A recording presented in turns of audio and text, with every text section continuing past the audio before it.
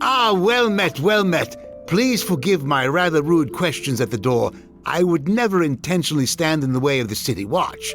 Well, unless there was nowhere else left to stand, really. But that wouldn't happen unless there was a flood. I must confess, normally I'm rather, reclusive.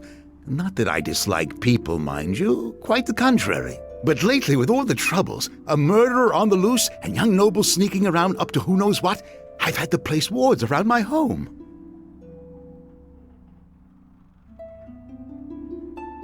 Ah, yes. Lately I've seen figures sneaking around in the dark, and not that well-meaning sort of sneaking either.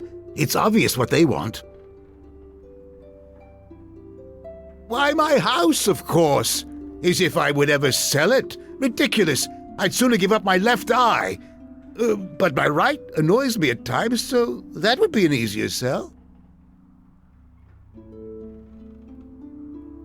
In any event, back when I first settled in Neverwinter, my humble abode was on the outskirts of Black Lake, bordering acres of untouched wilderness. Now, with Neverwinter being rebuilt, following all that plague nonsense, my property went from the periphery to being right on the main thoroughfare of the rich part of Neverwinter. All the nobility wants to live in Black Lake, but there's no more room, so lately they've been trying various ways to convince me to sell my land. First, they tried offering me ridiculous sums of gold. What do I need with more gold? I wish more people would give that question a little thought. Next, they tried making loud noises late at night, but I need little sleep, so the only thing they accomplished was scaring away the night birds that raid my garden, for which I thanked them. Lately, they must be getting desperate, because most nights I can look out and see them watching me. Of course. Who else would sneak around my home? Well, present company excluded. Oh, that's right. You came here for a reason, yes? Great dear, what a tale! The moment you arrived, I knew I'd be interested in meeting you. Wish I'd known that when I first greeted you. Would have saved some time. You've certainly come to the right place. A while ago, I found another shard with properties similar to the ones you possess. I've done every possible test on the shard, but learned little. However, I've never had another shard to compare it against. If you'd like some answers, I'll gladly run some tests on your shards. I have just enough quicksilver to do it. Ah, thank you. I'll be right back with this.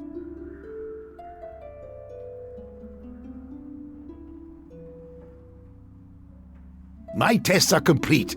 With another shard to use as a comparison, well, I learned quite a bit. Quite a lot, actually.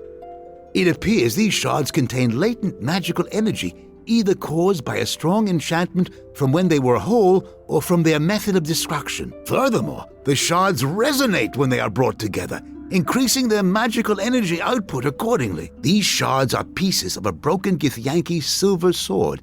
Are you familiar with the Githyanki? The Githyanki are a race of beings that dwell on the astral plane, led by Vlakith, the Lich Queen.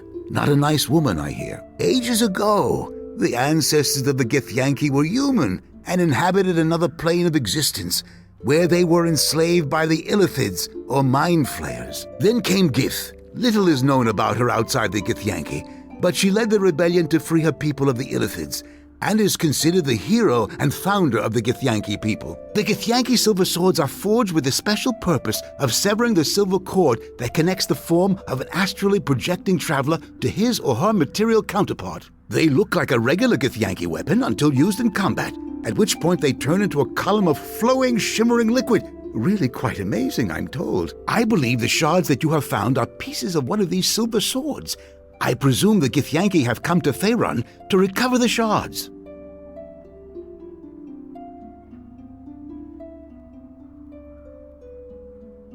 I've never heard of one being broken before. It could be that the Githyanki are as interested in how it was broken as they are in reclaiming the pieces. Common Githyanki would not possess a silver sword. These swords are rare and highly prized. They are given by the Lich Queen to only the greatest of Githyanki knights. When one of their silver swords falls into the hands of a non-Githyanki, they will go to extraordinary lengths to recover it. Often enough that there is a special group of Githyanki, the Sword Stalkers, whose sole purpose is to seek out any of the missing silver swords and punish the thieves who took them. I wish I knew more. Amanjero was the real expert. He actually possessed a silver sword. Amanjero? Oh, he was a court wizard of Neverwinter decades ago. I met him a few times. He was a nice fellow, a little absent-minded with a tendency to drift off the subject. Amanjero reminded me of my old mentor, Master Growler. Had the largest collection of noisy, exotic birds, made quite a racket, chirping and squawking. I have no idea. He was a gentle sort, though, so I doubt that he stole or killed for the sword. Well, he's dead now, so I'm not sure finding him will help you much. When word of Amon's death reached me, it was from a messenger who had heard it in passing. The nobles who ruled Neverwinter at the time must have assumed I would simply know if another scholar passed away, for they had not mentioned it to me. It was almost an afterthought. I learned later that it was partly due to what Amon's family wanted, and what had been requested by the deceased, to enter life quietly and to leave it the same way. It is sad in this age when the passing of a humble scholar, an indistinct court wizard, barely warrants a footnote in history. It makes me wonder, will anyone remember me when I'm gone? That's kind of you to say, but unlike Amanjero, I will not be survived by any family. I suppose they would, but the Jero family was said to have moved far away from Neverwinter after the war, and Amanjero's passing. I have no idea where they might be now. Oh, those were dark, confusing times. So much death and chaos, all brought about by some self-proclaimed king of shadows. We were told the king of shadows was not a king at all, but rather a very powerful warlock and summoner of demons. He invaded Neverwinter decades ago with an army of demons. Neverwinter sent their forces to confront him. Both armies perished in the battle, and the King of Shadows was never heard from again. Some rumors suggest that he was defeated and imprisoned by a cabal of mages. Others say that he was dragged away to the abyss by his own demon servants. Whatever the King of Shadows' fate, I say good riddance. Certainly. Where was I? Oh yes, when I discovered this shard and suspected what it might be, I attempted to uncover Amanjero's research on the subject. Unfortunately, any information Amanjero had on the Githyanki was either lost to the grave, taken far away by his family, or locked within his haven. It was a private retreat of some sort, where he went for solitude.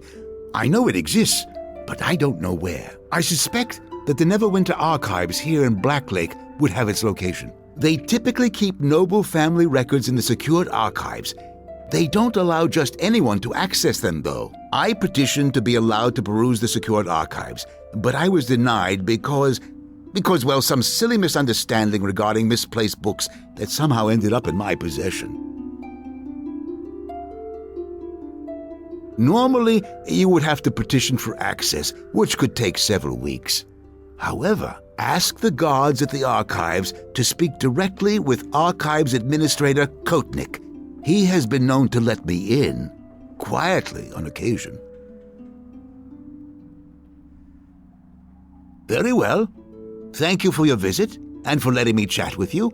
Quite enlightening, really. Oh, and before I forget, you may take my shard. I've no use for it any longer, and who knows, you may gather more. Do be careful, though.